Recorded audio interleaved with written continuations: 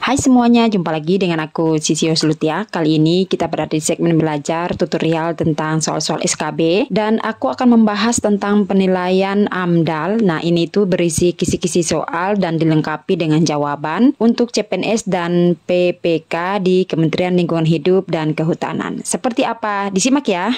Jawa grafis.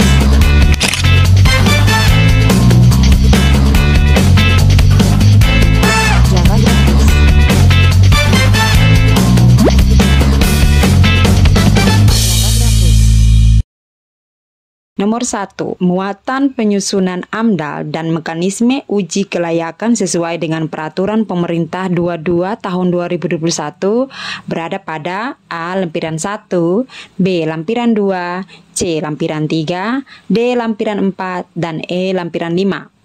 Jawabannya adalah B. Nomor 2, peraturan pemerintah yang mengatur tentang penyelenggaraan dan perlindungan pengelolaan lingkungan hidup. A.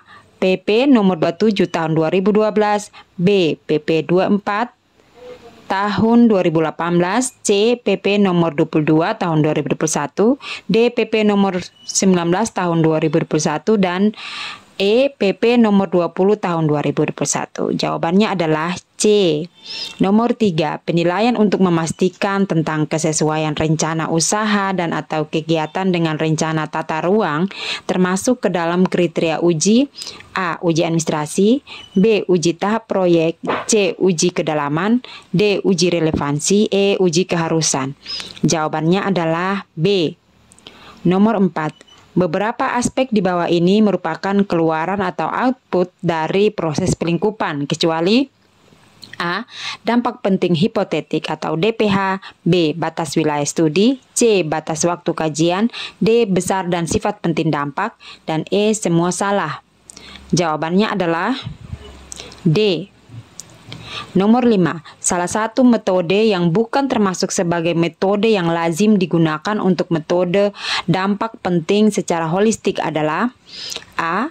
Metode daftar uji, B. Metode matrik Leopard, C. Metode matrik Fisher and Davis, D. Metode bagan alir Sorenson, E. Metode penilaian ahli atau professional adjustment. Jawabannya adalah E.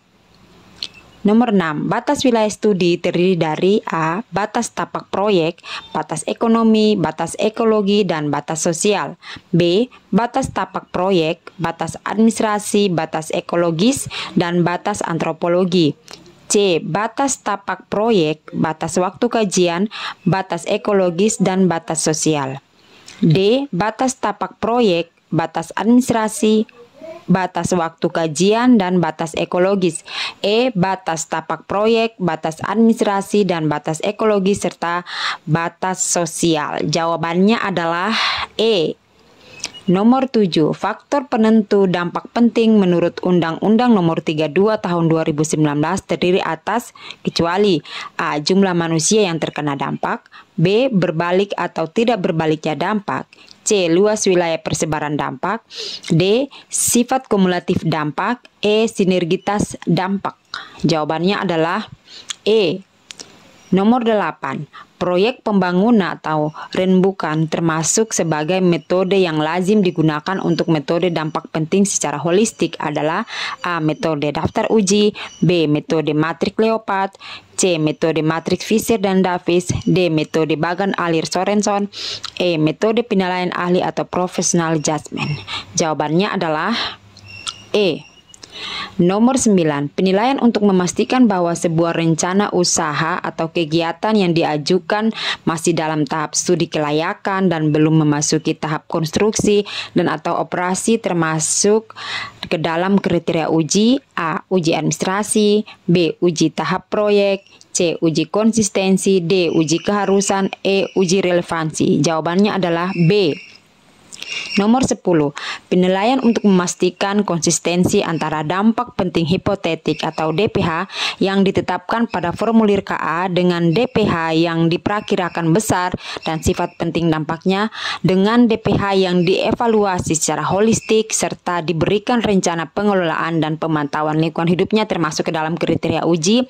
A. Uji konsistensi, B. Uji keharusan, C. Uji kedalaman, D. Uji relevansi, dan E. Uji administrasi. Jawabannya adalah C.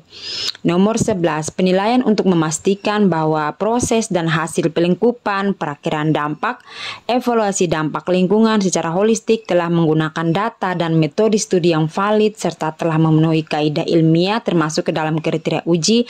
A. Uji konsistensi, B. Uji keharusan, C. Uji kedalaman, D. Uji relevansi, E. Uji administrasi. Jawabannya adalah C.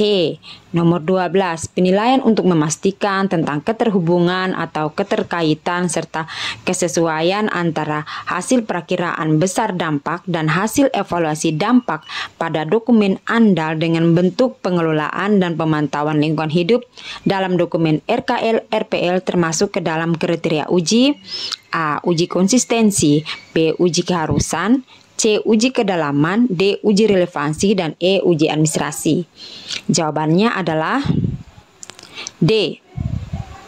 Nomor 13, penilaian untuk memastikan kelengkapan dan keabsahan tanda bukti registrasi lembaga penyedia jasa penyusun atau LPJP AMDAL termasuk ke dalam kriteria uji.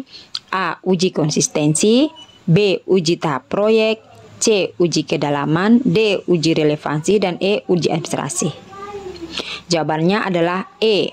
Nah, itu dia yang bisa aku share ke teman-teman. Semoga bermanfaat. Sampai jumpa. Dadah.